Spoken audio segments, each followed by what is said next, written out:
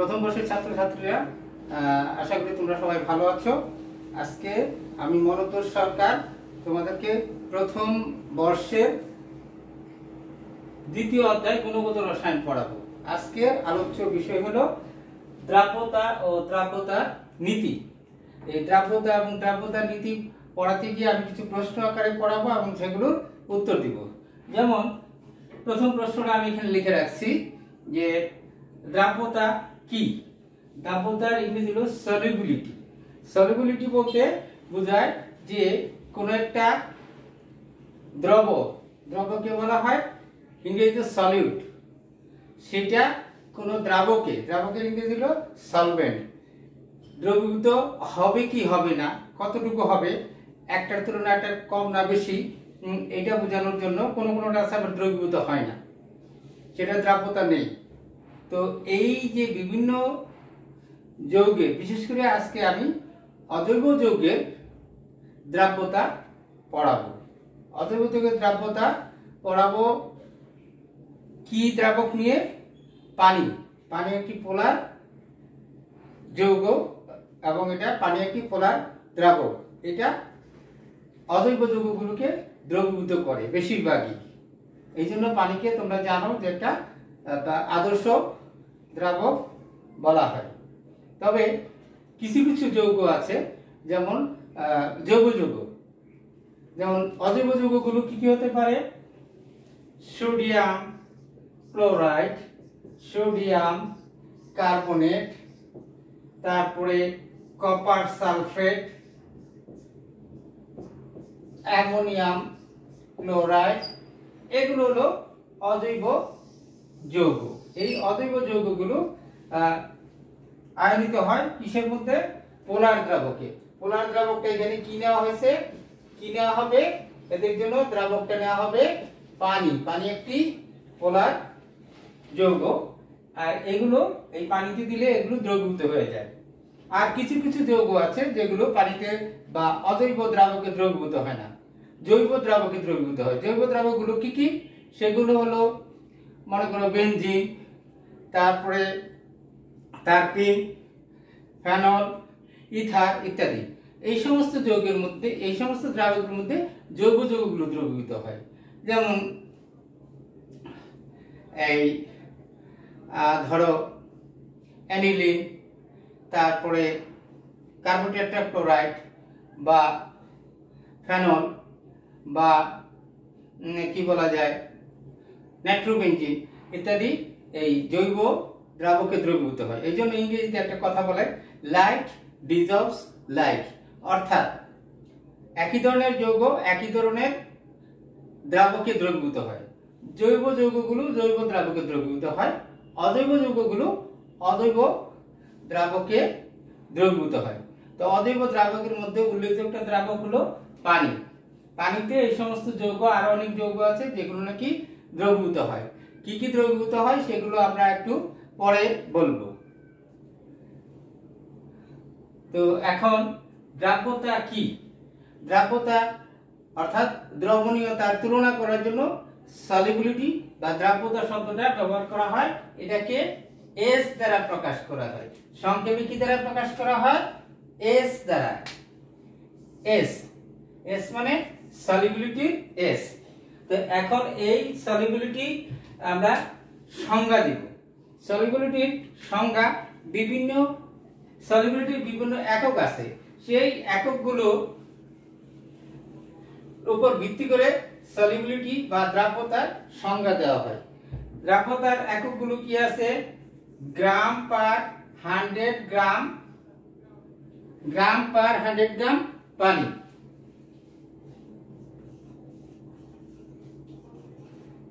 এটা একটা একক, দ্রাব্যতার একক।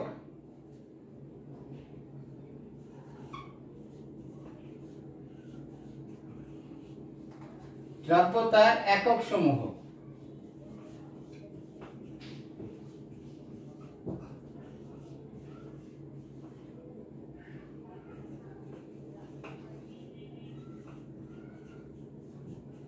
একটা হলো গ্রাম পার 100 গ্রাম 100 গ্রাম পানি, আর একটা হলো গ্রাম পার লিটার, আর একটা হলো মোল পার লিটার। এখন এটার সংজ্ঞা হবে একরকম, একই জিনিস। এটা 100 গ্রাম কি হিসাবে, এখানে পানিটা কি হিসাবে কাজ করছে, এখানে পানিটা কি হিসাবে কাজ করছে, দ্রাবক। এটা হলো ওজন ভিত্তিক, এটা কি ভিত্তিক, ওজন ভিত্তিক। আর এটা কি হিসাবে কাজ করছে, আয়তন। আর এটা কি, এটা হলো এখানে দ্রবণের আয়তন নেওয়া হয়, এখানে নেওয়া হয় কত, আয়তন নেওয়া হয় লিটার একক। এটা কি অবস্থায় আছে, কি আয়তন অবস্থায় আছে। তাহলে আমরা প্রথম সংখ্যাটা দেখি। প্রথম সংখ্যা অনুসারে এখানে একটা বিকারের মধ্যে মনে করো কিছু পরিমাণে পানি আছে, পানি আছে। সেই পানির মধ্যে কি m গ্রাম দ্রব যোগ করেছো। সেগুলো কি হতে পারে, সোডিয়াম ক্লোরাইড, সোডিয়াম সালফেট, তারপরে পটাশিয়াম নাইট্রেট, পটাশিয়াম ক্লোরাইড ইত্যাদি হতে পারে। তো সেই দ্রবটা এখানে দিলাম। আর এটা কি ছিল, দ্রাবক। এখন এই দ্রাবক মিশে গিয়ে দ্রবণ তৈরি করলো। এই দ্রবণের ভরকে আমরা, এটা কি হয়ে গেল, এখন মিশানোর পরে হয়ে গেল দ্রবণ। এটা কি হয়ে গেল, দ্রবণ। এই দ্রবণের ভরকে আমরা কি ধরলাম, এই দ্রবণের ভরকে ধরলাম ক্যাপিটাল M গ্রাম। এখন তাহলে দ্রাবকের পরিমাণ কি হবে, সেটা বের করতে গেলে আমাদের একটা সূত্র জানা আছে, সেটা বলছি।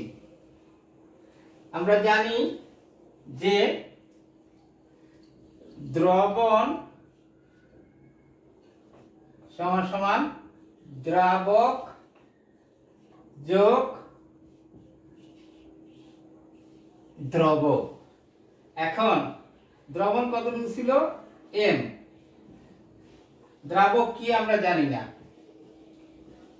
আর দ্রব কতটুকু ছিল, m। তাহলে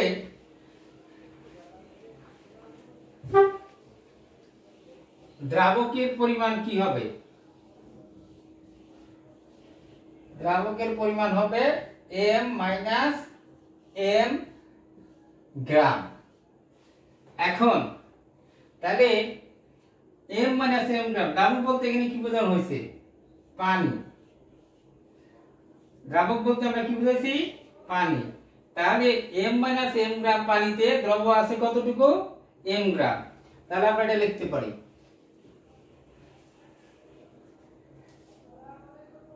নির্দিষ্ট তাপমাত্রা সেটা উল্লেখ করতে হবে। তাপমাত্রা বেশ কম করলে দ্রাব্যতাও বেশ কম হয়ে যায়, সেটা যে কোনো কিছু হতে পারে। নির্দিষ্ট তাপমাত্রায় m মাইনাস m গ্রাম পানিতে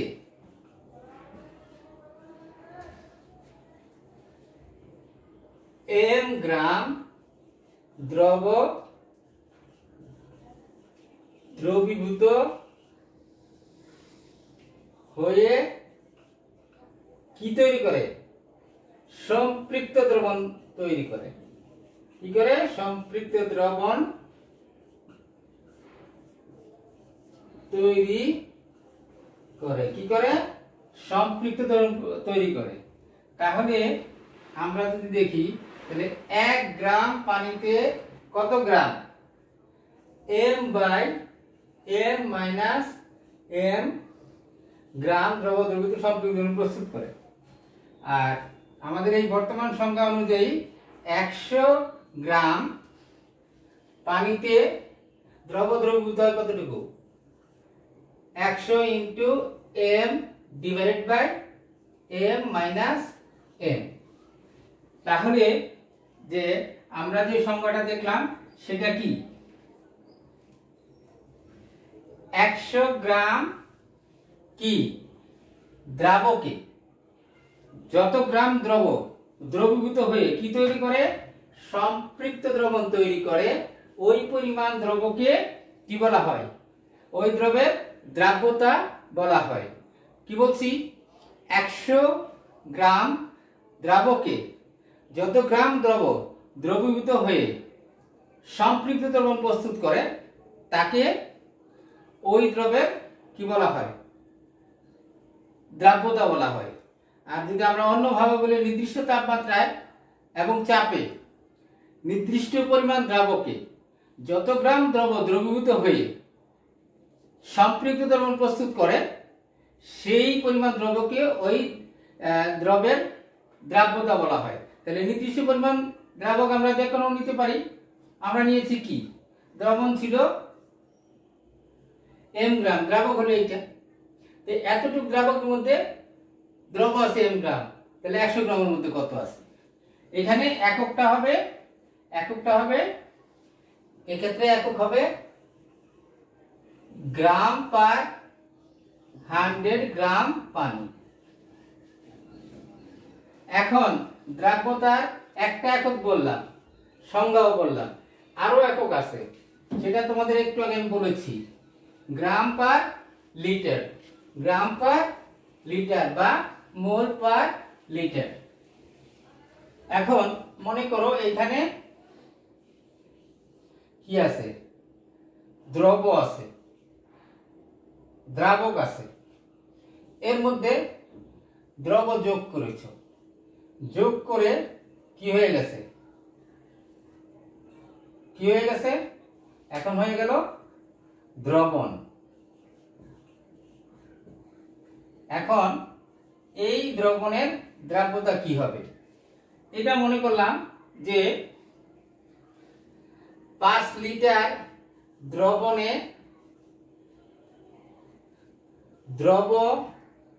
দ্রবীভূত হয়েছে কত, 5 গ্রাম। দ্রবীভূত হয়ে কি তৈরি করছে, সম্পৃক্ত দ্রবণ। কি তৈরি করেছে, সম্পৃক্ত দ্রবণ। তাহলে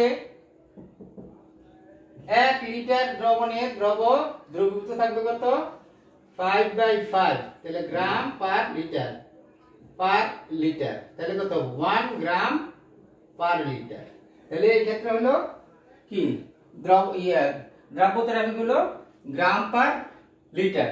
এখন যদি মনে করি যে 100 লিটার দ্রবণে দ্রবীভূত আছে কত, x মোল। এখন মোল কি, যে কোনো জিনিসের, মনে করো সোডিয়াম হাইড্রোক্সাইডের, সোডিয়াম ক্লোরাইডের কত গ্রাম আছে, 50 গ্রাম আছে, দ্রবীভূত হয়ে কি করছে, সম্পৃক্ত দ্রবণ প্রস্তুত করেছে। এই 50 গ্রামকে কিসে নিতে হবে, তোমার 50 কে এর আণবিক ভর, সোডিয়াম ক্লোরাইডের আণবিক ভর দিয়ে ভাগ দিতে হবে, দিলে হবে কি, মোল। কত মোল হবে আমরা এখানে পড়লাম না। তাহলে এখানে কি করতে হবে, x মোলকে কত দিয়ে ভাগ দিতে হবে, 100 দিয়ে। তখন এককটা কি হবে, মোল পার লিটার। তাহলে আমরা দেখেছি যে দ্রাব্যতার বিভিন্ন একক রয়েছে।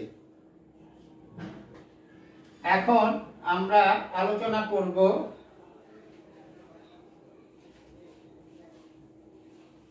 দ্রাব্যতা কোন কোন বিষয়ের উপরে, দ্রাব্যতা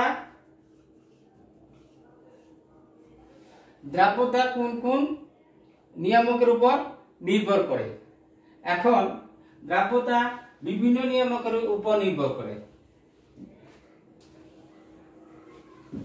এখন আমরা আলোচনা করব দ্রাব্যতা যে সকল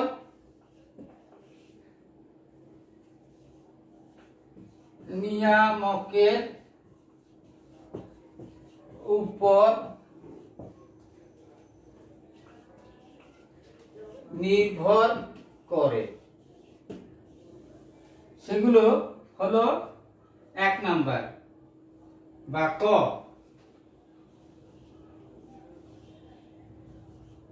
দ্রব্যের প্রকৃতি। এখন মনে করো যে সোডিয়াম ক্লোরাইড দ্রব্য আছে, সোডিয়াম কার্বনেট আছে, সোডিয়াম সালফেট আছে, কপার সালফেট আছে, তারপরে অ্যামোনিয়াম ক্লোরাইড আছে। তাহলে এখানে দ্রব্য অনেক রকম আর অনেকগুলো হতে পারে। সেই দ্রব্যগুলো যদি আমরা কোনো দ্রাবককে দ্রবীভূত করি, মনে করো সেটা পানিই ছিল, এখানে ছিল কি পানি, কি ছিল এখানে পানি নিয়েছি, কি নিয়েছি পানি। এখন এই পানিতে সোডিয়াম ক্লোরাইড দিলাম, দিয়ে কি করলাম সম্পৃক্ত দ্রবণ বানালাম। কি বানালাম সম্পৃক্ত দ্রবণ। তাহলে এখানে মনে করো যে পানি ছিল 100 গ্রাম, কি ছিল পানি ছিল 100 গ্রাম। 100 গ্রামের মধ্যে সোডিয়াম ক্লোরাইড দিয়ে আমরা কি করলাম সম্পৃক্ত দ্রবণ বানাইলাম। তখন সোডিয়াম ক্লোরাইডের পরিমাণ যদি হয়ে থাকে এই x গ্রাম, তাহলে এটা দ্রাব্যতা হলো s গ্রাম পার 100 গ্রাম, x গ্রাম পার 100 গ্রাম পানি। তাহলে এটা বলা হতে পারে y গ্রাম পার 100 গ্রাম পানি, এটার বেলা হতে পারে z গ্রাম পার 100 গ্রাম পানি। অর্থাৎ একই তাপমাত্রা ও চাপে একই পরিমাণ দ্রাবকে এই দ্রবগুলো ভিন্ন হওয়ার কারণে এদের দ্রাব্যতা ভিন্ন হচ্ছে। তাতে বোঝা যাচ্ছে যে কি দ্রাব্যতা দ্রবের প্রকৃতির উপর নির্ভর করে। এবার হলো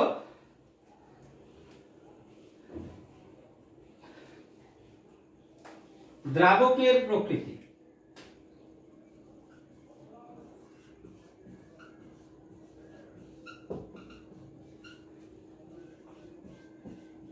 দ্রাবকের প্রকৃতি। এখন মনে করো যে পটাশিয়াম নাইট্রেটই আছে, এইটা দ্রাবক পরিবর্তন করলে কি হবে, হয়তো কোন দ্রাবকে x গ্রাম দ্রবীভূত হয়ে কি করলো সম্পৃক্ত দ্রবণ প্রস্তুত করলো, কিন্তু আরেকটা দ্রাবক দেওয়ার কারণে দেখা গেল যে y গ্রাম পটাশিয়াম নাইট্রেট দ্রবীভূত হয়ে কি করলো সম্পৃক্ত দ্রবণ প্রস্তুত করলো। তাহলে সেটা কি দ্রাব্যতা ভিন্ন রকম। তাহলে বোঝা যাচ্ছে দ্রাবকের উপর ভিত্তি করে দ্রাব্যতা বেশ কম হয়। আরেকটা কথা আছে যে লাইক ডিজলভস লাইক, অর্থাৎ একই ধরনের দ্রব একই ধরনের দ্রাবকে দ্রবীভূত হয়। আগেও বলেছি অজৈব যৌগ অজৈব দ্রাবকে দ্রবীভূত হয়, জৈব যৌগগুলো জৈব দ্রাবকে দ্রবীভূত হয়। যেমন ধরো আমরা এই জানলার গ্রিলে যে রং দেই সেগুলি তারপিন তেলে দ্রবীভূত হয়। আরো কতগুলি জৈব দ্রাবক আছে যেমন বেনজিন, তারপরে ইথার ইত্যাদি, সেগুলোর মধ্যে জৈব যৌগগুলো দ্রবীভূত হয়। এখন হলো তাপমাত্রার প্রভাব। দ্রাব্যতার উপর কিসের প্রভাব? তাপমাত্রার প্রভাব। তাপমাত্রা যদি বৃদ্ধি পায় তাহলে সাধারণত দ্রাব্যতা বৃদ্ধি পায়, আর যদি তাপমাত্রা কমিয়ে দেওয়া হয় তাহলে সাধারণত দ্রাব্যতা কমে যায়। তাহলে আমরা বুঝতে পারছি যে তাপমাত্রার উপর দ্রাব্যতা নির্ভর করছে। তবে কিছু কিছু ক্ষেত্রে দেখা যায় কি তাপমাত্রা বাড়লেও কি দ্রাব্যতা কমে যায়। আবার কখনো কখনো দেখা যায় যে দ্রাব্যতা একটা তাপমাত্রার সাথে বাড়তেছে এবং একটা নির্দিষ্ট তাপমাত্রায় গিয়ে ওটা দ্রাব্যতা আস্তে আস্তে কমতেছে। এটা একটা যৌগের ক্ষেত্রে প্রযোজ্য, আরো যৌগ থাকতে পারে। তো সেগুলো আমরা এখন একটু আলোচনা করব।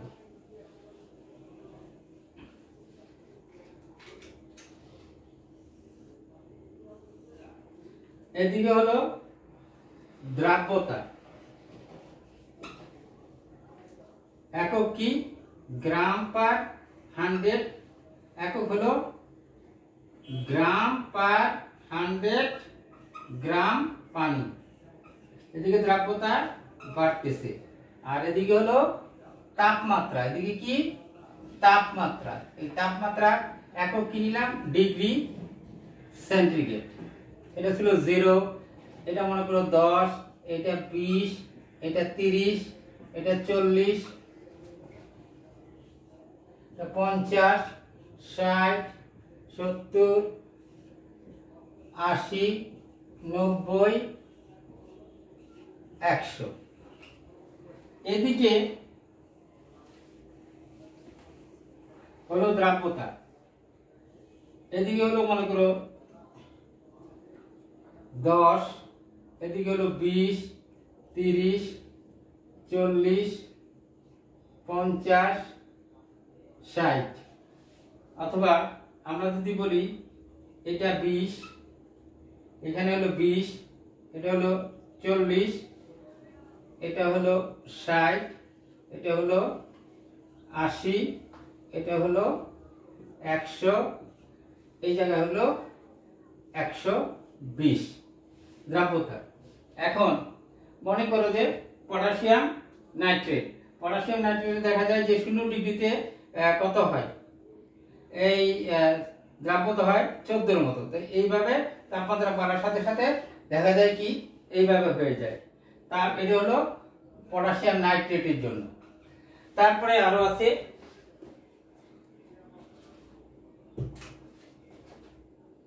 পটাশিয়াম ক্লোরাইডের জন্য দেখা যায় যে এরকম হয়ে যাচ্ছে পটাশিয়াম ক্লোরাইড। এটা কিসের জন্য? পটাশিয়াম ক্লোরাইডের জন্য। তারপর হলো এই সোডিয়াম নাইট্রেট, এটা এখান থেকে শুরু হলো সোডিয়াম নাইট্রেট, এটা কিসের জন্য? Sodium nitrate. তারপরে আরো আছে যে পটাশিয়াম আয়োডাইড, পটাশিয়াম আয়োডাইড দেখা গেল যে এখান থেকে শুরু হয়েছে 120 যদি এখানে হয় এখান থেকে শুরু হয়েছে, শুরু হয়ে এইভাবে বেড়ে গেছে। এটা কিসের জন্য? পটাশিয়াম আয়োডাইডের জন্য। তার মানে বোঝা যাচ্ছে যে এক একটা যৌগের জন্য কি তাপমাত্রার উপর ভিত্তি করে যে দ্রাব্যতা বেশি হয়। এখন এখানে দেখা যাচ্ছে পটাশিয়াম আয়োডাইডের দ্রাব্যতা সবচেয়ে বেশি। তারপর হইলো গিয়া কি এটা কি সোডিয়াম নাইট্রেট। তাহলে এরপর পটাশিয়াম নাইট্রেট এইভাবে গেছে। তাহলে তাপমাত্রার উপর ভিত্তি করে সাধারণত তাপমাত্রা দ্রাব্যতা বৃদ্ধি পায়, সেটা আমরা একটু দেখলাম। কিছু কিছু ক্ষেত্রে দেখা যায় কি যে তাপমাত্রা বাড়ার সাথে সাথে দ্রাব্যতা কমতে থাকে। যেমন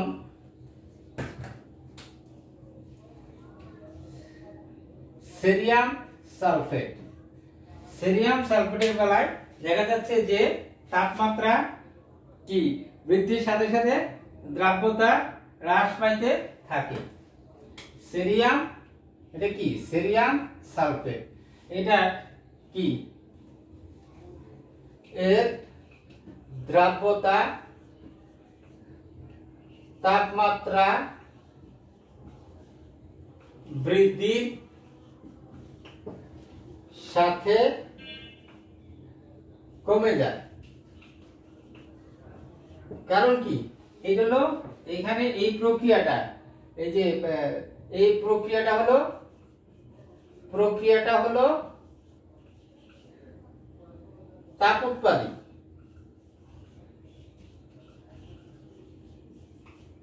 যে সমস্ত যৌগের ক্ষেত্রে তাপমাত্রা প্রয়োগ করলে তাপমাত্রা বেড়ে যায় সেই সমস্ত ক্ষেত্রে দেখা যায় তাপ উৎপন্ন হয়। সেই ক্ষেত্রে দেখা যায় কি তাপমাত্রা বাড়ার সাথে সাথে দ্রাব্যতা হ্রাস পাইতে থাকে, তাপমাত্রা বাড়ার সাথে সাথে দ্রাব্যতা হ্রাস পাইতে থাকে। তো সেরিয়াম ক্লোরাইডের গ্রাফটা অনেক সময় এরকম হয়।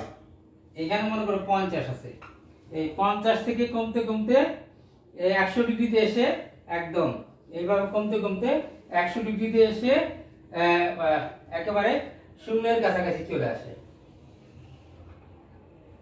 100 ডিগ্রিতে এসে এরকম একেবারে শূন্যের কাছাকাছি চলে আসে। এটা কিসের জন্য প্রযোজ্য হলো?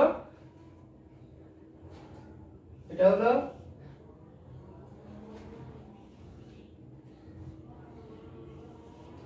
সোডিয়াম সালফেটের জন্য। কারণ এই যখন আমরা এটা পানিতে দ্রবীভূত করি তখন দেখা যায় যে এটা কি হয়ে যায়, তোমার ওই প্রক্রিয়াটা হয় তাপ উৎপাদন। আর এর আগে আমরা যে গ্রাফটা দেখাইছি সেখানে তাপমাত্রা বাড়ার সাথে সাথে কি দ্রাব্যতা বেড়ে যাচ্ছে, সেই ছিল তাপ শোষী প্রক্রিয়া। তাপ শোষী প্রক্রিয়া তাপ যত শোষণ করবে তত বেশি কি হবে, বন্ধনগুলি ভাঙবে, ভেঙে কি এটা দ্রবীভূত হবে অর্থাৎ আয়নিত হবে। তো এখানে হয়েছে কি ব্যাপারটা উল্টো। কারণ কি, এখানে তাপ মানে এই প্রক্রিয়াটা কি তাপ উৎপত্তি প্রক্রিয়া, অর্থাৎ সোডিয়াম সালফেট যখন আমরা পানিতে দিব তখন তাপ উৎপন্ন হবে। এই ক্ষেত্রে যদি তাপমাত্রা আস্তে আস্তে বাড়াইতে থাকি, যেমন এদিকে 0 থেকে 100 পর্যন্ত গেছে, তখন দেখা যায় কি তাপ আরো উৎপন্ন হইতে থাকে, বন্ধন ভাঙার কাজে ওটা ব্যবহৃত হইতে পারে না। এই জন্য দেখা যায় কি তাপমাত্রা বাড়ার সাথে সাথে কি হয়, দ্রাব্যতা হ্রাস পায়। আরেকটা দ্রব্য আছে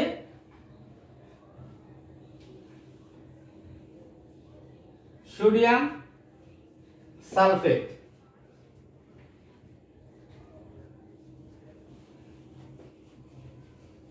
সোডিয়াম সালফেট 10 অণু ক্যালাস পানি, 10 অণু ক্যালাস পানি। এটার অর্থ কি, 1 মোল সোডিয়াম সালফেট যখন ক্যালাস তৈরি করে তখন কি হয়, এটা এই 10 মোল পানি নিয়ে সেটা কঠিন পদার্থ তৈরি করে। সেই পানিটি থেকে দেখা যায় না, কিন্তু ভিতরে কি ক্রিস্টাল তৈরি করার জন্য এটা ব্যবহৃত হয়। তাহলে দেখা যায় কি যে তাপমাত্রা বাড়ার সাথে সাথে এটার কি হয়, দ্রাব্যতা বাড়তে থাকে। এটা দ্রাব্যতা দেখা যায় কি যে বাড়তে থাকে, এখান থেকে বাড়তে বাড়তে বাড়তে বাড়তে সেই তোমার 32.4 ডিগ্রি, এটা হলো 30, এটা মনে করো 32 এখানে এই দেখা যাচ্ছে কি এখানে তোমার এই যে অবস্থাটা, এখানে তাপমাত্রা কত 32.4 ডিগ্রি সেন্টিগ্রেড, সেখানে গিয়ে কি দ্রাব্যতা সবচেয়ে বেশি হয়, তারপরে আস্তে আস্তে কমতে থাকে। এটা কোন যুগের বলে প্রযোজ্য, সোডিয়াম সালফেট 10 অণু পানি। এখন এটার কারণ কি, যে সোডিয়াম সালফেটের ক্ষেত্রে তাপমাত্রা বাড়ার সাথে সাথে দ্রাব্যতা বাড়তে থাকে, কিন্তু 32.4 ডিগ্রির উপরে যদি তাপমাত্রা বাড়ানো যায় তাহলে দ্রাব্যতা কমে কেন? প্রশ্নটা হলো এরকম, অর্থাৎ তাপমাত্রা বাড়ার সাথে সাথে সোডিয়াম সালফেটের দ্রাব্যতা বাড়ে, কিন্তু 32.4 ডিগ্রির উপরে উঠলে এটা দ্রাব্যতা আস্তে আস্তে কমতে থাকে। কারণ কি সেটাই বলছি, প্রশ্নটা আশা করি বুঝতে পারছো। হ্যাঁ, এই তাপমাত্রার ঊর্ধ্বে গেলে এই যে পানিটা আছে এটা হলো কি ক্যালাস পানি। কিটা ক্যালাস পানি।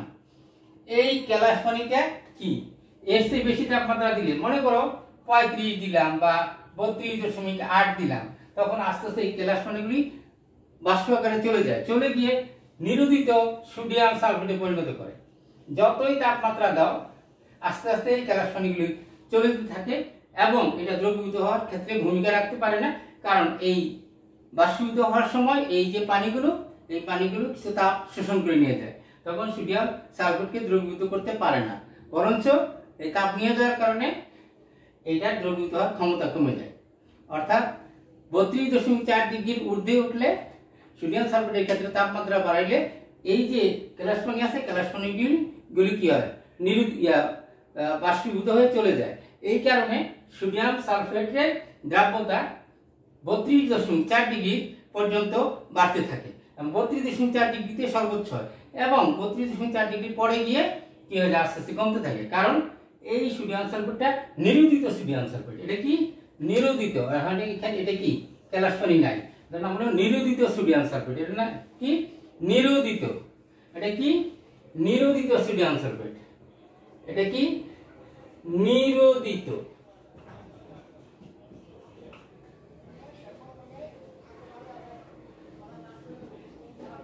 শোধক, এটা কি শোধক, অর্থাৎ এখানে ক্যালাস পানি আছে। তাহলে আমরা দ্রাব্যতার উপর কি তাপমাত্রার প্রভাব নিয়ে আলোচনা করলাম।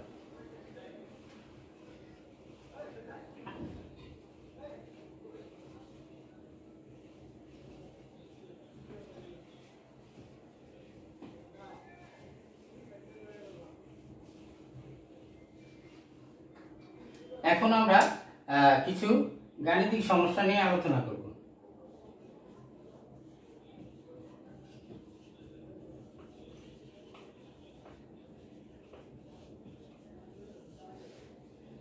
এখানে মনে করো কি আছে, দ্রব আর দ্রাবক মিলিয়ে দ্রবণ তৈরি করছে। এটার আয়তন কত?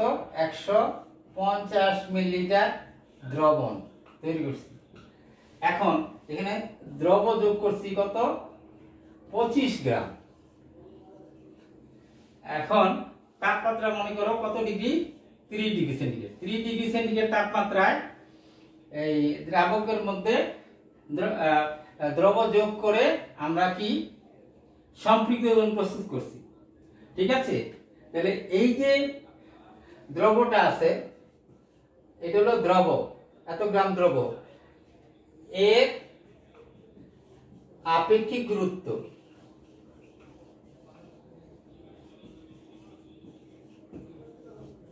ধরলাম 1.15 গ্রাম পার মিলিলিটার। এখন এককটা আমি লিখি নাই, তাহলে এটা কিন্তু এই যে এই দ্রবটা আছে, এই দ্রবটা যে পানিতে জলীয় দ্রবণ, এটা কি? এটা কি এত কি দ্রবণ? জলীয় দ্রবণ।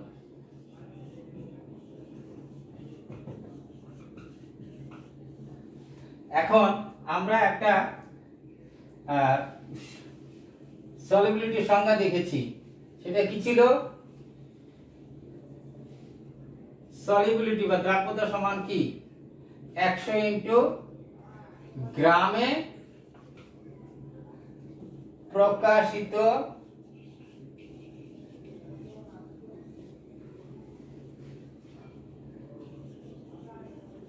দ্রবের ভর।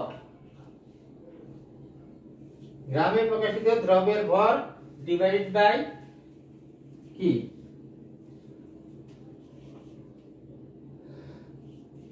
দ্রাবকের ভর, সেটাও কি? গ্রামে। তাহলে আমাদের কিন্তু এখানে জলীয় দ্রবণের ভর দেওয়া নাই, কিন্তু দেওয়া আছে শুধু কি? দ্রাবকের ভর দেওয়া আছে কত? দ্রবের ভর, ভর কত? 25 গ্রাম। জলীয় দ্রবণে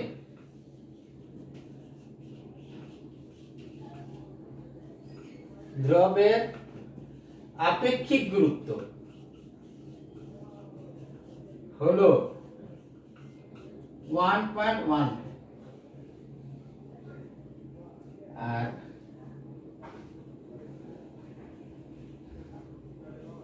দ্রবণের আয়তন কত? 150 মিলিলিটার। এখন বলছে এটা দ্রাব্যতা কত, তাহলে কি নির্ণয় করতে হবে? দ্রাব্যতা সমান সমান কত? তাহলে আমাদের এই জিনিসগুলি বের করতে হবে। দ্রবের ভর কত? 25। আমরা জানি কি? জানি ঘনত্ব সমান সমান ভর বাই আয়তন। এখন ঘনত্ব আর আপেক্ষিক গুরুত্ব ছিল, আপেক্ষিক গুরুত্ব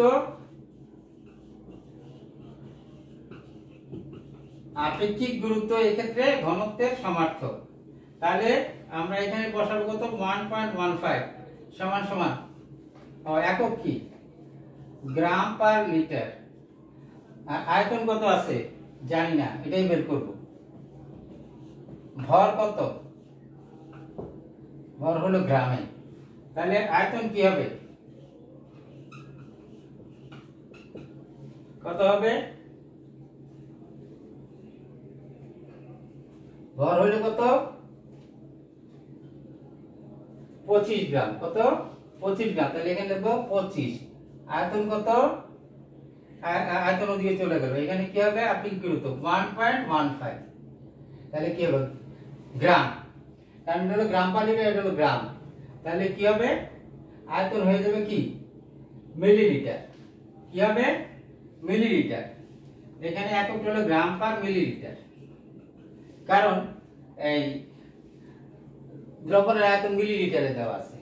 তাহলে এটা হবে কত? 21.76 মিলিলিটার।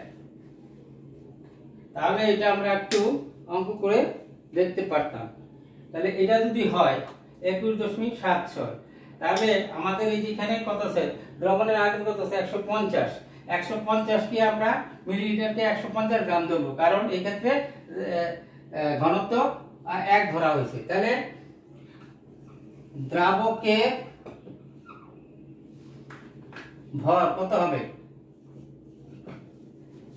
তাহলে দ্রবণের ভর থেকে বাদ দিয়ে দেব 150 মাইনাস 21.76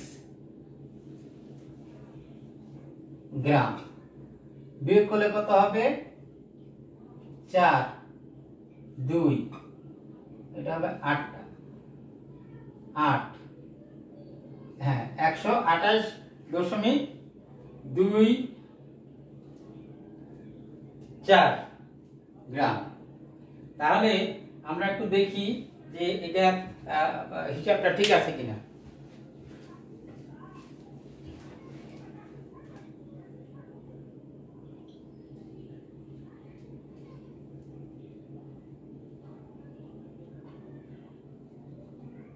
পঁচিশ ডিভাইডেড বাই কত? 1.15 ইকুয়াল টু 21.74। তাহলে 74 বাদ দিলে কি হবে? এখানে হবে 6। তাহলে এখন আমরা এই যে দ্রাবকের ভর পেয়ে গেছি, দ্রবের ভর জানা আছে, তাহলে আমাদের কি হবে? দ্রাব্যতা কি হবে? দ্রবের ভর কত?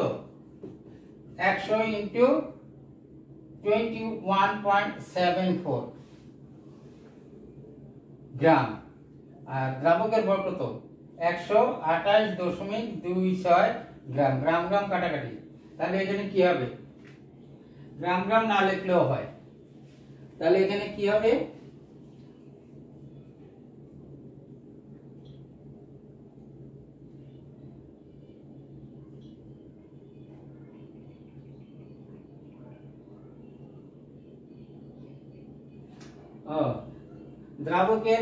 দ্রবের ভর ছিল কত? 25 গ্রাম। তাহলে 25 ইনটু 100 ইকুয়াল টু এত, ডিভাইড বাই 128.26। তাহলে কি হলো? 19.49 সামথিং এত। তাহলে এটা দ্রাব্যতা। তাহলে এককটা কি হবে? গ্রাম পার 100 গ্রাম কি পানি, কারণ এটা জলীয় দ্রবণ বলা হয়েছে, জলীয় দ্রবণের কথা বলা হয়েছে। তাহলে এটা আমরা অঙ্কটা হয়ে গেল আমাদের। এখন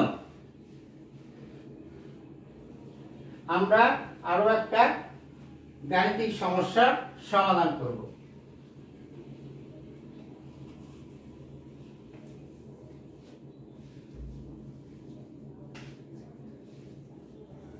মনে করো এখানে দ্রবণের আয়তন হলো গিয়ে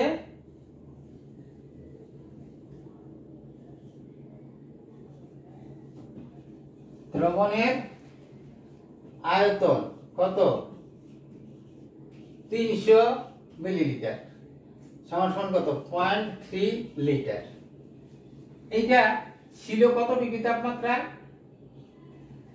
75 ডিগ্রি সেন্টিগ্রেড তাপমাত্রায় ছিল।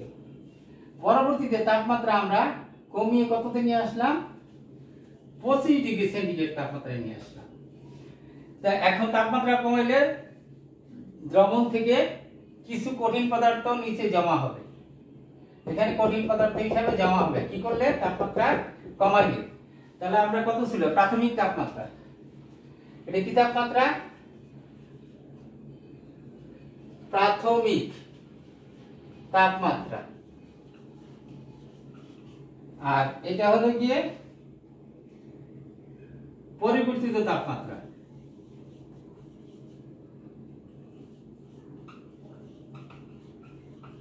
এখন প্রশ্ন হলো 75 ডিগ্রি সেন্টিগ্রেড তাপমাত্রা থেকে 25 ডিগ্রি সেন্টিগ্রেড তাপমাত্রা নিয়ে আসলে কতটুকু দ্রব কেলাসিত হবে?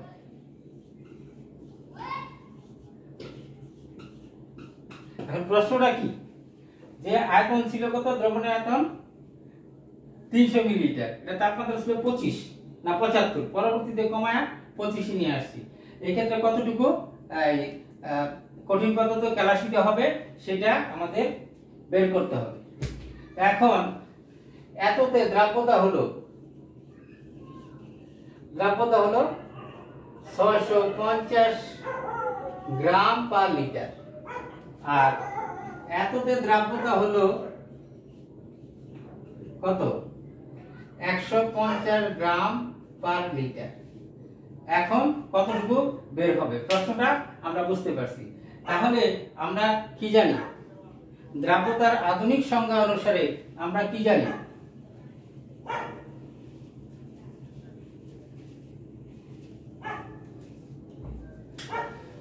দ্রাব্যতা, এটার বেলায় দ্রাব্যতা ধরলাম কি, এত ডিগ্রি বেলা ধরলাম S1 সমান সমান কি, দ্রবের ভর ডিভাইডেড বাই দ্রবণের আয়তন। তাহলে দ্রবের ভর কত, 75 কত ছিল জানি না, সেটাকে দ্রবের ভরকে আমরা m1 ধরলাম। দ্রবণের আয়তন কত ছিল, 150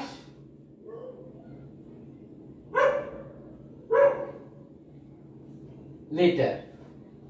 এখন আমাদের দ্রাব্যতা কত ছিল এই ক্ষেত্রে, 75 ডিগ্রি সেন্টিগ্রেডে কত ছিল, ও না, এখানে আয়তন কত ছিল, 300 মিলিলিটার মানে 0.3 লিটার, আর এখানে দ্রাব্যতা কত ছিল, 650 গ্রাম পার লিটার। তাহলে আমরা এখন বের করব যে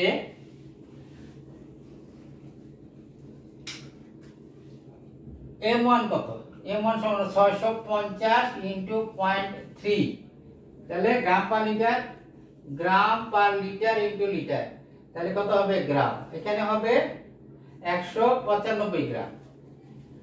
এখন যখন 25 ডিগ্রিতে নিয়ে আসবো তাহলে M1 কত, 195, তাহলে আমরা বললাম M1 হলো 195, কি কত ডিগ্রিতে, 75 ডিগ্রিতে, এইটা কি দ্রবীভূত ছিল। এখন আমরা যদি 25 ডিগ্রিতে নিয়ে আসি তখন এটা দ্রাব্যতা ছিল 150, তাহলে এটা গুণ করলে কত হবে, 150 কে দিয়ে গুণ দিলে কত হয় আমরা একটু দেখি, 150 গুণ 0.3,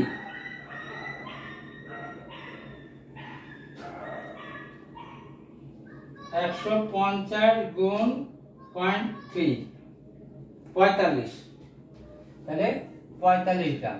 তাহলে এখন বলো এটা কত ডিগ্রিতে, 25 ডিগ্রি সেন্টিগ্রেড তাপমাত্রায় এটা হলো আমরা ধরলাম M2, আর দ্রাব্যতাকে আমরা এই ক্ষেত্রে ধরলাম S2। তাহলে 100 কত ডিগ্রিতে, 25 ডিগ্রিতে কত গ্রাম দ্রবীভূত ছিল, 45 গ্রাম। 75 কত দ্রবীভূত ছিল, এত। তাহলে 75 ডিগ্রি সেন্টিগ্রেড থেকে 25 ডিগ্রি সেন্টিগ্রেড তাপমাত্রায়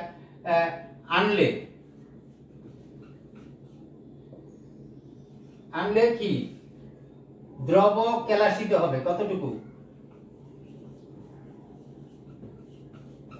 হবে, 195 বিয়োগ 45 গ্রাম, অর্থাৎ হবে 0.5 150 গ্রাম। তাহলে আমাদের বুঝতে পারলাম যে তাপমাত্রা 75 থেকে যদি এই 25 নিয়ে আসি তাহলে কত গ্রাম দ্রাবককে রাশিতে হবে 150 গ্রাম। দ্রাব্যতার নীতি হলো একটা নীতি, যে নীতির সাহায্যে বা যে নীতিটা জানলে কোন কোন যৌগগুলো পানিতে দ্রবীভূত হবে সেটা জানা যাবে, কোনগুলি হবে না সেগুলো জানা যাবে। যেমন একটা সূত্র আছে, ন্যাক স্যাক।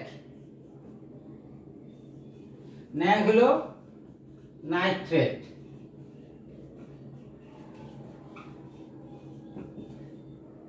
হলো অ্যাসিটেট, CH3 সিটা হলো মাইনাস অ্যাসিটেট, আর হলো গ্রুপ 1 মৌল।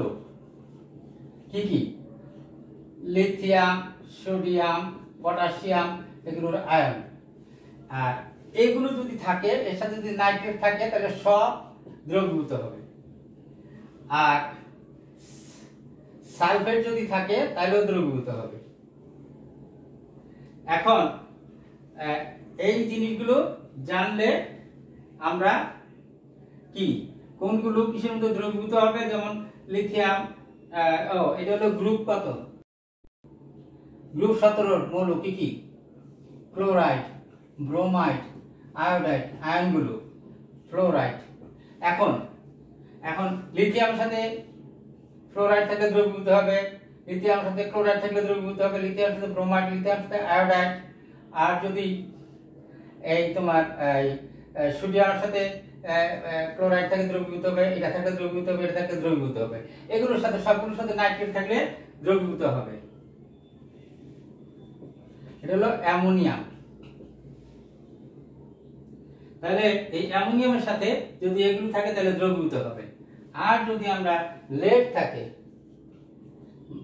মার্কারি থাকে আয়ন হিসেবে, আর যদি সিলভার থাকে, তাহলে এগুলো থাকলে এগুলোর সাথে যদি এই সমস্ত আয়নগুলো থাকে তাহলে সেগুলো পানিতে দ্রবীভূত হবে না।